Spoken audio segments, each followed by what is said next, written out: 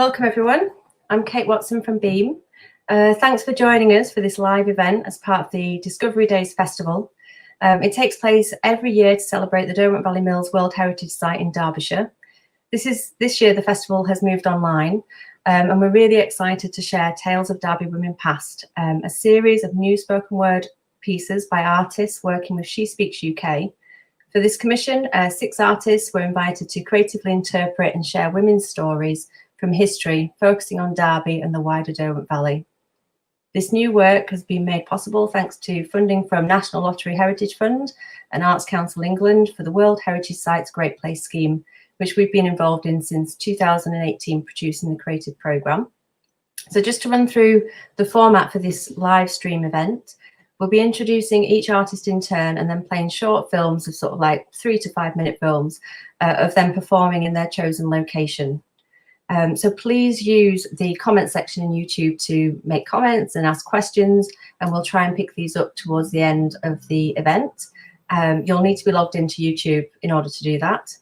So now I'm really excited to welcome Aoife O'Connor, poet and co-founder of She Speaks UK, and Dan Webber, poet and co-project manager for this commission. Hello. Hello. So before we start off with the first film, I thought I'd just hand over to you guys to tell us a little bit more about She Speaks UK and your approach to this project. So I'm Aoife, and I'm the co-founder of She Speaks. And we started in 2016, and we wanted to prioritise women and minorities in the arts, and we wanted to create a multi-art night. So we wanted to just have poets and musicians and all kind of art come together and create one cohesive night. And it kind of just spiraled and thrived, and we've done workshops and events all over Derby and Nottingham and all over really, and it's been an amazing couple of years. Dan. Yeah, my name is Dan Webber. I've really enjoyed working on this project with Aoife as part of She Speaks. I've been working in the industry for 16 years, mostly based in Derby. For the last 6 I've spent with Furthest from the Sea, music, comedy and arts. And yeah, we're really excited to share the finished poems with you. I can't wait to get your feedback. Brilliant. Okay, so do you want to introduce the first poem then? Oh yes, that's a good segue, wasn't it? So that's me. So yeah, you've been introduced to her already. Aoife O'Connor is the co-founder of She Speaks, and Aoife's poem, is it right to say, is an overview of what we're going to look at tonight? Is that fair to say, would you say? Wonderful. Yeah, I spent a lot of time working with the poets, and everyone was coming up with ideas and themes, like things were getting thrown out there, like stories we couldn't focus on because like, there were so many. So I kind of thought, I love that, I like that, I heard a bit of this, and I kind of put them together into one very quick overview of what we're going to do. Wonderful. So filmed on location at Derby Museums, this is Aoife O'Connor with Women of the Valley.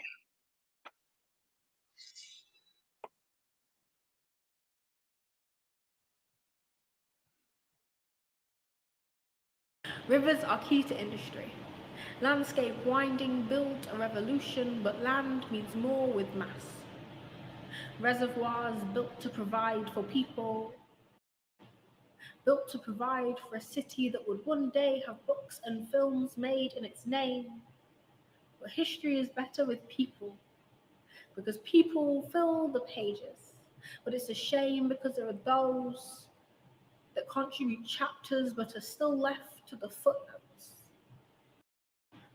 Those who accumulate wealth unimaginable and commission landmarks still standing today, but no one knows their name. So you can build a city on industry.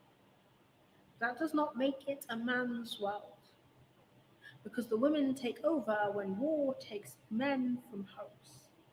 See, they're the backbone of the workforce.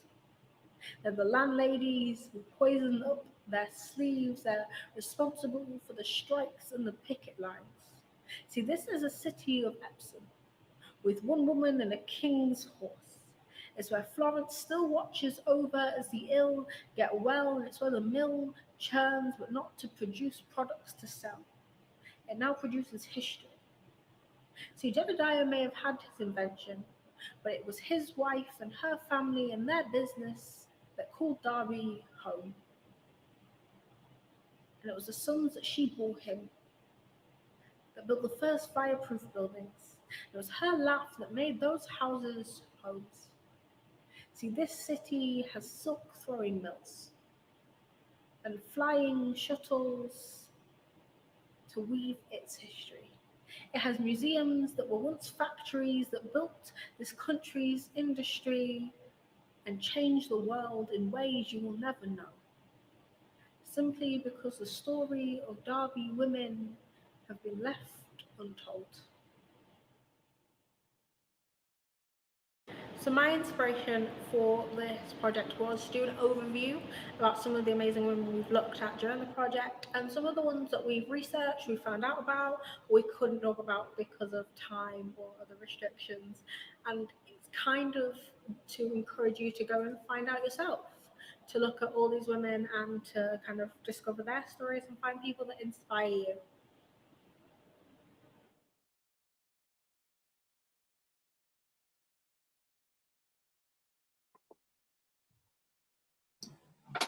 Fantastic, Aoife.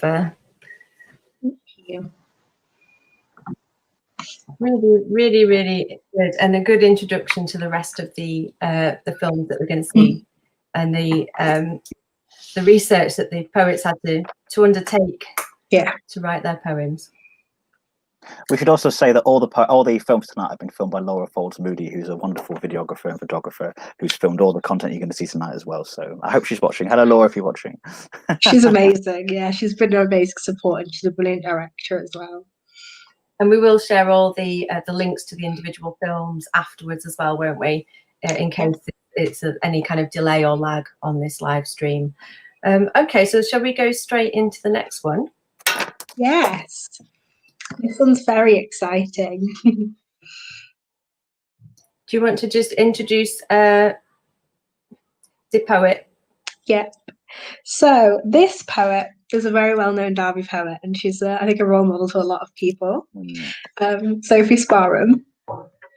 So when she did her poem, she's very much she loves strikes, and she loves talking about movements and revolutions, and I think she found her inspiration very quickly, and it came on very, very well. I think it's a great poem.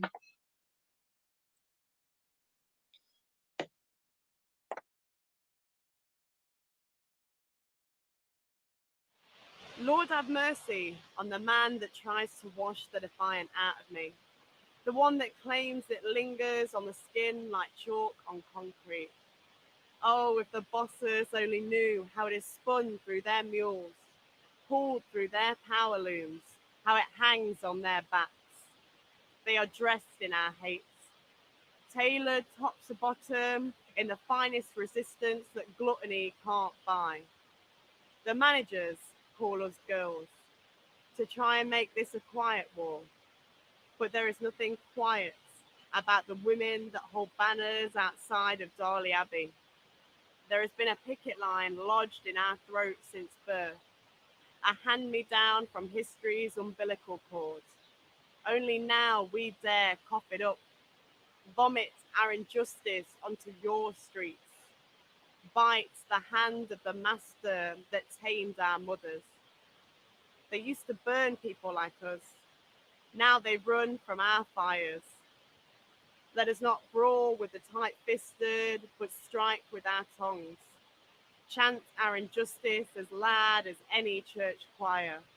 I'm not praying for anything anymore. So I'm really passionate about protest. It's a big part of my life, and I'm also really passionate about working class history and civil rights movements and just, people's rights in general. And in terms of Derby, the Silk Mill lockout for me is a very important point of Derby's history. And I try and go to the Silk Mill rally every year when it's on. And I've spoken at the Silk Mill rally a few times. And I think that's really important point in the history in terms of the trade union movement, in terms of equal pay and equal rights for workers. However, what I didn't realise was a thing was the Darley Abbey girls' strike. And that's a part of history that I think that a lot of people in Derby and and beyond are unaware of. And I think it's actually really important to talk about that and try and raise awareness of that. And so that was the inspiration for this poem.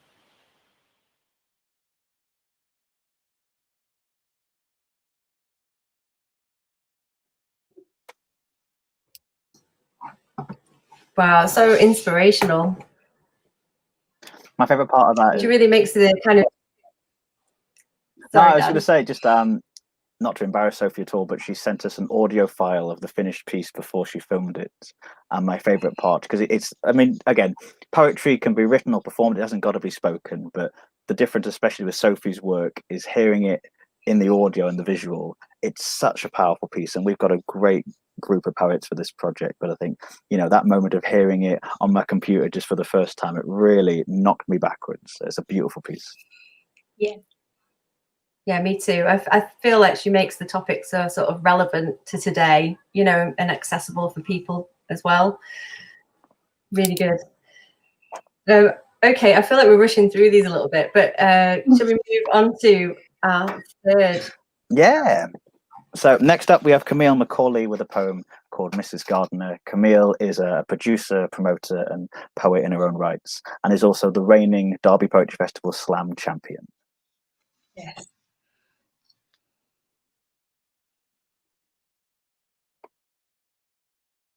Curtains judder open, sending sun glares through blackened window panes. Mrs. Gardener wipes soot to a smear, waves to commuters and passers-by, welcoming weary legs to pull up a pew. The Brunswick, once a masculine haze, is becoming a hub for skirts and suits to rest under the same roof. Worries fill the corner booth.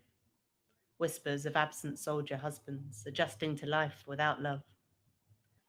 Blisters cover fingers from munitions and from peeling spuds. The Canary Girls find relief in a tavern run by another of their own, a sanctuary to share their woes, a place to remember to laugh. While the men, propping up the bar, leer and proclaim the working women prostitutes. Wenches don't have the muscle to change barrels, better left with paperwork or wiping dirty bums. Mrs. Gardener takes it in her stride, taking particular care to learn everybody's name and favourite drink. Good landlords know how to ease throbbing feet, bash the heads of those that need it. Before long, Mr. Gardener returns, a broken and bruised version of his former self, but with body still intact. Mrs. Gardener welcomes him with embrace, clutching their excited children. The brutes at the bar applaud. The wait is finally over. Mr. Gardener can reclaim the title only a man can hold, landlord. Mr. Gardener releases his family, swaps his boots for brogues, rolls up his sleeves, pours pints in silence. Mrs. Gardener sighs with defeat, puts the children to bed, rolls up her sleeves, peels spuds in quiet. The soldiers are home, but the war is not yet over. The reason I chose the subject I did is because Derby's got so many amazing old pubs. It's some of the oldest in the country, and I'm really interested in women's rights, so it just seemed like a natural fit for me.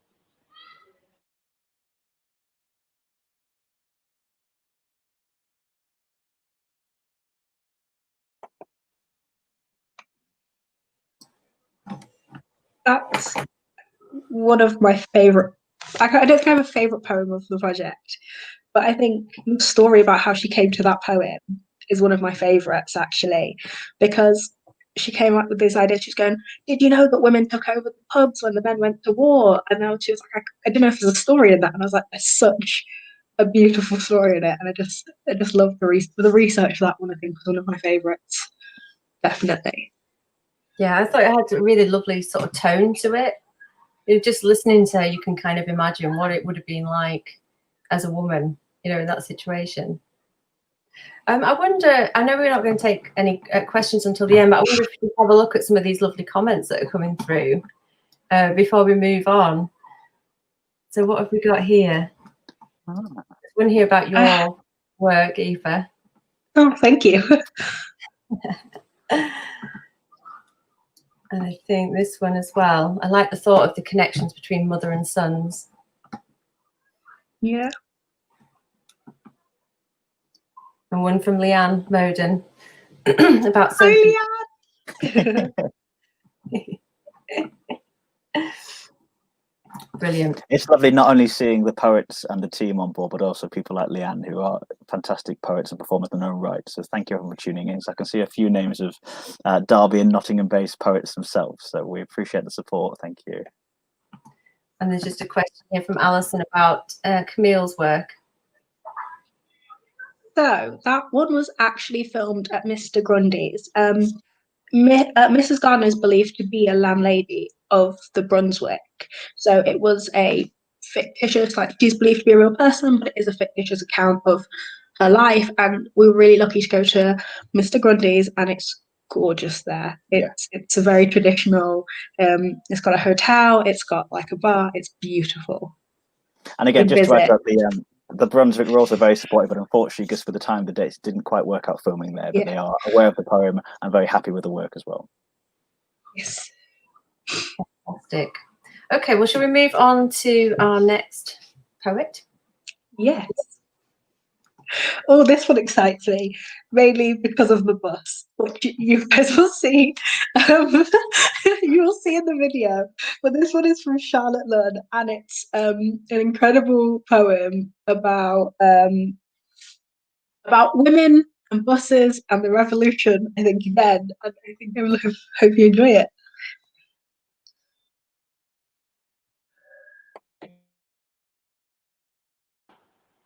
Hero, heroine, conductor, conductress, masculine, feminine, patriotic, yes, but defined by a suffix. I bet you didn't know you were signing up for this. 26 and the rest of your life ahead of you. No amount of insurance could have covered this. Leaves on the track, you doing what the trousers do. Putting on the brakes, not a pause but an end stop. Safety overturned. Bodies in the garden, yet so many saved on tramcar 19, except for you. The home on Main Street awaiting your return for 6 days. If only you could see how far we've come. Your headstone, the monument with your name, Salvationist, Lillian Parker. 2. One of 6 Derby women paving the way for future generations. 52. The number of hours you worked, the number of men replaced by women in transport during the war. 4:45 a.m. Just Mrs. Davis, birdsong and the engine humming.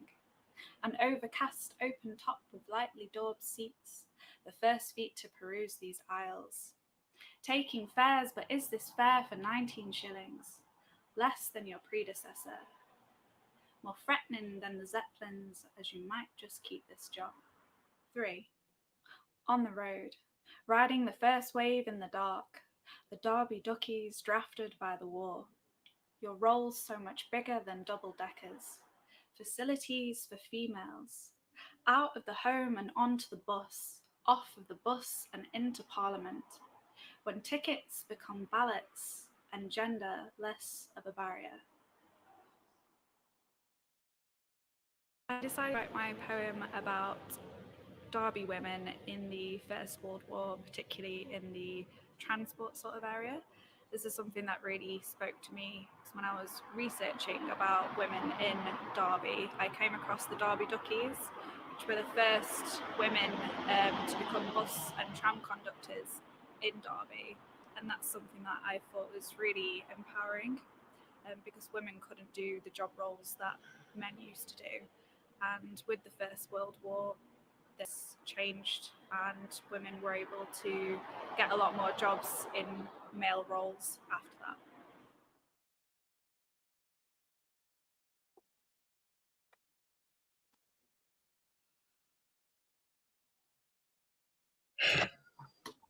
I think my love for that poem is it's not understated. It's a great one. I think Charlotte talked about something really important, and I think it's something we all learned during the project, is the role of war on women's roles. And because it's such an industrial we live in such an industrial city with such a brilliant history. The men dominated for a very long time, and it took things like war and massive change, like nationally and internationally, for it to trickle back down to our little spot in this country, which was amazing, really, I think. I think the nice thing about this project as well. Sorry, Kate. I was going to say Charlotte really kind of paints a picture with that, with her work there, I think. Yeah, I was going to say, just the nice thing about the project from kind of the, the sort of coordination point of view is all the poets found a subject they're really passionate about, and that comes across in their work. The way they kind of gravitated towards certain topics and the research and work they put in, and they're clearly having a ball, and we're very proud of them for their work. And Trent Martin gave us a bus to film on. I was so excited. We all had the same reaction, because Trent Barton has all the people who supported us in terms of filming and organising, have been amazing. But they literally gave us a bus for an afternoon, and we all kind of arrived separately and went, "Oh, there's a bus," and then went, "Oh, is that bus for us?" So they parked up a lovely, shiny, normal bus they would normally use, took it out of service for the afternoon, and let the four of us just run wild, social distance of course, but and film on the bus, around the bus. So we are really grateful. It was a challenge with the other buses, I'm not going to lie. I'm sure Laura can tell you about that better than I can, but it's definitely worth the slight inconvenience of buses every 15 minutes in terms of volume on the videos. We've done so well to be able to, carry on this project through, the current situation. And the resulting films are just fantastic. I think it's been so lovely for you to be able to do them, in situ. Because originally we were planning a, physical event where we would, have all the poets together. But actually, I think it's worked out. It's worked out really well. Definitely. So next poet. Suzanne's work, if you want to introduce her poem. This is one of our longer poems, isn't it? So our next poet is Suzanne Fraser Martin. I've had the pleasure of knowing Suzanne and working with her for a number of years. She is an incredible spoken word artist, but she's also a wonderful storyteller. And I think the thing that most excited me about the work we're going to hear now is Suzanne, like all our poets, approached this with such a vigor and such a passion. So this is the ballad of Betty Kenny, and this is, as it says in the name, this is a ballad, this is a story. Sit back and enjoy. All ballad.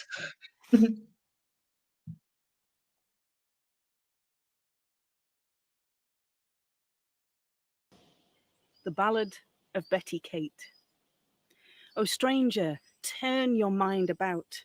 A stump of wood stands near, unremarked, bleached white and bent. Take heed, what might you hear? I offer you this bygone tale of earthy Betty Kate. The man she loved, her children too, their numbers 2 and 8. A mother's love grown tall and strong, of work both skilled and hard, of laughter up to branches high, at home in nature's yard. Bound by love and bound by toil, beneath a spreading yew, with trunk for walls and earth for floors, Kate's family and love grew. Charcoal burners of great skill, from Papelwick they came. To Derbyshire they walked long roads, seeking work, not fame. No minder for their children fair, no toys save rocks and seeds, hollowed out a cradle branch at home beneath the leaves. Searching for wild sacred spot to walk through smoky air. In shining cliff they made their home, 'neath yew tree tall and fair. A balance kept of air and heat, an alchemy of smoke. Balanced love between them all, they were a cheerful folk. Burning charcoal through long days, the masters of their trades, a shilling for a bag sold on, to keep warm others' babes. To not set foot inside a town, save for buying bread. To live life out beneath the boughs, the undergreen to tread. In time became they so well known, famed for their skill and cheer. A painter hired for Betty and home to save in colours clear. The artist called upon them both on greenwood paths about, through heavy rains in darkened woods, and found Betty bailing out. Lenny sat for sketches first, felt cold bite in those walls. I'm warmer in my small snug hut than in these lavish halls. Then Betty sat down for her sketch, turned lined face to the sky. The painting was completed fair, both caught on canvas lie. A face she'd known each day stared back, cried how old she shone. His arrow back, now round from work. Oh, but he is welly done. The years grew on, their children grown, their work continued on. Their lives wreathed round by leaves and smoke, the seasons past and gone. Saved up their coins, o'er rolling years, until £10 sat there. A life's reward, gold from the green, a hope for them to share. They welcomed peace into their lives, for skill had brought reward. A home secure, a life content, a future to afford. Alas, their hope was cruel disturbed when nameless scoundrel came, took their coin and wound repaid, Len's life was outlaw's claim. Kate came out from ash and smoke, from green to grey stone town, to part ways with her only man, his body lowered down. In memory she walked long roads, a full 5 miles between, at age of 94 years, then back into the green. Kate lived on like her yew tree home for full 100 years, danced for all her party's night to loud and mirthful cheers. Then she was gone, their home decayed, and this tree silent stood, once a home to 2 and 8, now sentinel green wood. O stranger, I have told the tale, that stump records the fate, that branches dead once held the love of earthy Betty Kate. Stand you here at Betty's door, hear her words on the breeze, the ghost of laughter in the air, this home among the leaves. O stranger, turn your mind about to tales from silent things. O stranger, if you look, you'll find a tale in every thing.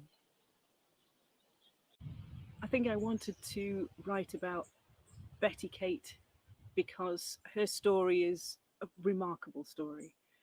Her story is of a woman and her husband who raised 8 children in a homemade shack under a yew tree in these woods. And we only have fragments of her story left. And the painting that I mentioned in the poem is now lost. But the sketches that they sat for that painting still remain. And were it not for those, we would have lost her voice. And I felt that her voice was one that needed to be remembered.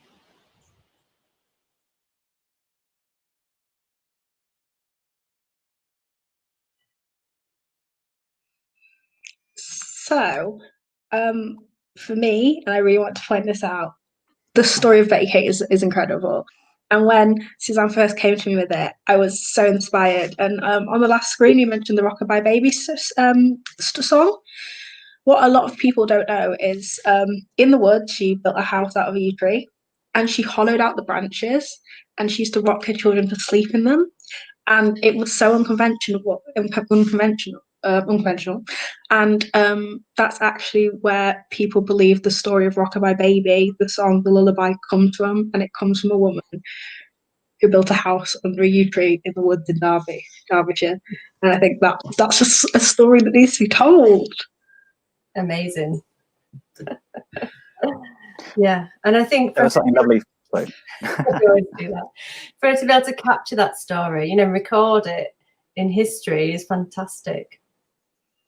I was just going to say there was something so wonderful about, because obviously we filmed that at Shining Cliff Woods with permission of the Griff Pioneers. That is where the Betty Kenny tree still stands, and there was just something so beautiful about filming it, in the actual wood where Betty would have lived and worked, and walking those same paths. It was a wonderful day. And again, I hope not only are these poems going to inspire you to write yourself, but also to go and visit these wonderful places and learn more about the people we're mentioning tonight. Absolutely. So we've got one more poem left, and then if I can encourage people to ask any questions in the comments, and we will start looking at the comments after this next poem. So the final poem is Jenny's, Jennifer Raynor, and it is a very fabulous poem by a very, very fabulous person, and I can't wait for you guys to see it.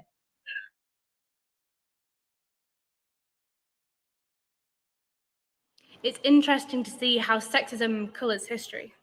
Bess of Hardwick, best known for building 4 stately homes and surviving 4 husbands. A terrifying historical term meaning to outlive one's spouse, but surviving seems so much more fitting for a woman ahead of her time. Male historians of the 19th century like to accuse her of being the worst thing a woman in history can be: ambitious. I don't know why they say it like it's a bad thing. If she was a man, they wouldn't even think twice about it. People fail to put her into context. Born into poverty with no rights as a woman, how was she to survive, let alone thrive, without money? Money that only men and nobility could provide. Married at 15, widowed at 16, lady in waiting by 17. History waited as she was introduced to Tudor society, classed Queen Elizabeth I as a close friend, kindred queens. They understood what it means to be a woman in a man's world. Bess is my new inspiration. My dream is to become the rich aunt with a suspicious amount of money and a long line of ex-lovers. I too will be called the terror of her husband. I will wear that label with honor, knowing that many great women before me were accused of emasculating men with money and wit. 2 historically masculine traits. It's no fun for them to see themselves reflected in women. Wit too often leads to insolence, money leads to freedom. They can only hope that burying you will keep you quiet, but I will shout around mouthfuls of dirt. They take the words of her resentful 4th husband as gospel, paint her as domineering. No doubt she would have been called bossy and her male counterpart determined. Sexism is so ingrained in history. We are taught to resent women who upset the natural order, see them as troublemakers, who use their femininity to their advantage, as if a man has never used his masculinity to excuse his actions. Henry VIII had 2 of his wives executed for alleged adultery when he grew tired of them, and yet you're telling me women are worse for being opportunistic. Bess was the queen of smiling in the face of adversity, crawling through the dirt to knock on the glass ceiling. Through a series of strategic marriages, she acquired money and land, something that she alone would not be able to own. Her legacy lives on in National Trust heritage. Hardwick Hall stands proudly against the sky, donned with the initials ES, as if shouting to the universe, Elizabeth Shrewsbury was here, and you'll not forget it. I hold great affection for the woman who called Derbyshire home. I roamed these streets where she paved the way, so women like me today should have the right of any man. She is one of the first rungs on the ladder of feminism, and when we finally reach the top, I will thank every woman before me. Scream their names into the sky. Elizabeth Shrewsbury was here. I'm a great lover of history, and I'm very passionate about telling women's stories, so the Bess of Hardwick was a brilliant example for me.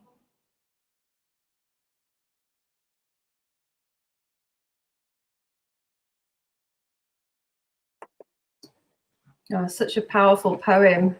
Puts shivers through me. Dan, you got to be on site when Jenny filmed brilliant. that. So Yeah, it's funny because, like I said, I like all the poems, and I don't want to favour anybody, but hearing Jenny perform that in the cathedral, literally within spitting distance of where Bess of Hardwick is buried, and the last take, not the last take, but the take we've used for the video, I think there was one where the stars just seemed to align, and Jenny just performed it with that fury and that passion she has for all her work. And the 2 points in that poem where she says, was it Elizabeth Shrewsbury was here? Just hearing that resonate across because it's a gorgeous space anyway, Derby Cathedral. It just takes me back to sort of being in that moment and kind of just saying to Laura, that's the take, that's the one we got to use. That was really, really good. Use that one, use that one, use that one. So yeah, I want to find a lovely sort of one to end on as well, looking at the future as well as obviously looking to the past, but pushing forward as we keep needing to do. Absolutely. Well, we've got a few comments. I don't know if we've got any questions yet, but I'll just pull a few of these up. What have we got? And we've got Laura is watching, the filmmaker. Hi, Laura. Monica says, very good poem. Love it so much. One of my favourites. Awesome. If anybody does have any questions, please bob them in there. What else have we got now? Oh, Simon Hayward asked where we found the stories. Oh, yeah, here we go. Research, I think. We had an amazing sit down with Adrian. And he kind of just started rattling off as much history as he could get out in the session and just gave us loads of suggestions, and we had chats, and we kind of did a bit of our own searching. We've had amazing support from libraries. And I think people's passions definitely came out. Like there was a love of pubs, a love of strikes, there was the love of transport, like finding out that the Derbyshire Duckies, I think, they're really nice stories. And I think it was a little bit of everyone had an idea, and then we went off and researched, and we all helped each other. And I think that was the main part about it that I loved. There's a question about how you were able to do the research during lockdown, because obviously this is, I've been working with you for a few months now, which is over the core period of it. Yeah, well, obviously it's been difficult, as the last 6 or 7 months have been for everybody in the arts, and just to say thank you to those watching for supporting creativity and culture during this difficult time. It is much appreciated. It's frustrating because it proved challenging, but it was also very helpful. For instance, Derby Cathedral, because they aren't open full time, we were able to arrange with them a time where we could go in just as the core team and film that without interference or interruption. Same with Trent Barton. So while it's been a frustrating project at times in terms of filming, the nice thing is that all the people who work with us and the supporters, the partners who've done the filming with us, have just got so behind and gone, yes, we will make this work, we want to make this work, we will make this work, when do you want to come in? And I think the nice thing has been that, well, a lot of projects in Derby and Derwent Valley, of course, is that people do want to get involved and support it as much as they can. And as we said, there are more stories to hear. Crouch Tramway Village has a monument to Lillian Parker, for instance. There's all these kind of things that we've not, it's not the surface by any means, but there's a lot more to discover. So if you have heard something you're inspired by, you've resonated with a particular person you've heard tonight, we really do encourage you to go and find out more, because there is so much more to hear, believe me. This is it kind of leads on to this question from Becky if there's anything else that the poets want to investigate further. Can I add one here, actually? So one of the poets, so we were talking about research. Was it the Derby Heritage Libraries?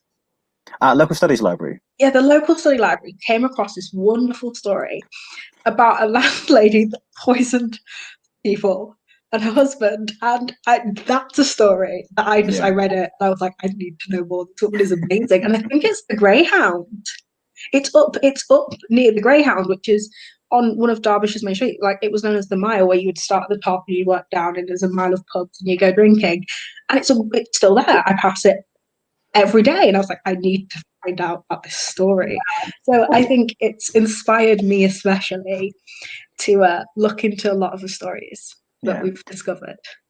And again, to add to that, especially when you are from somewhere, I know from my own experience, you're kind of guilty of not really looking into the past of a place. And people like Alice Wealdon and Florence Nightingale, of course, who are, you know, well-known figures, but I don't know enough about them myself. And that story you mentioned, a great example of something that is a building that's still there. It's not a well-known story, but a documented story that we knew nothing about until we started looking into this. So like I said, there's a lot more to hear, believe me.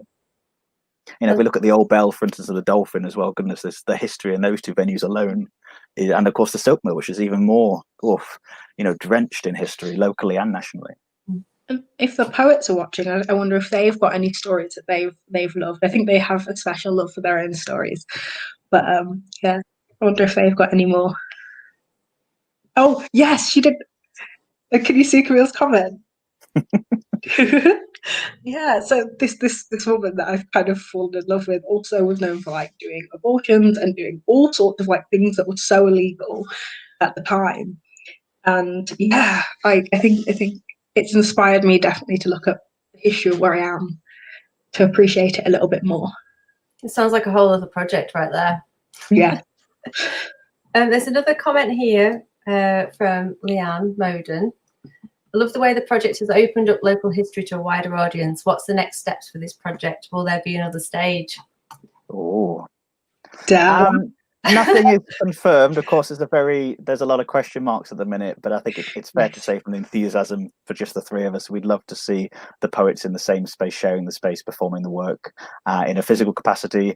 We are also tentatively talking to places that would show the videos in a space as an exhibition space potentially. So the short answer is it's not the end of the project, hopefully. The long answer is we don't know yet, but when we know, you'll be the first people to hear, because we'd love to carry this on. And like I said, the idea of doing it in a physical space with the poets when we're able to, I think it'd be really exciting, because if you think they're powerful on video, just wait till you hear these people perform in person, believe me.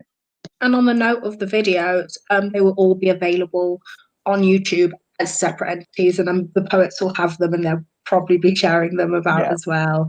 So if you want to hear any particular poems again, they'll be about. Brilliant. Okay, well, I think we'll probably leave it there then. Thank you so much for joining me on this live event, and thank you to everybody for watching. I'd also like to give a big thank you to all the poets that were involved, all the venues and everybody else that's helped along the way to make this happen. So I'm just going to share a feedback link in the chat.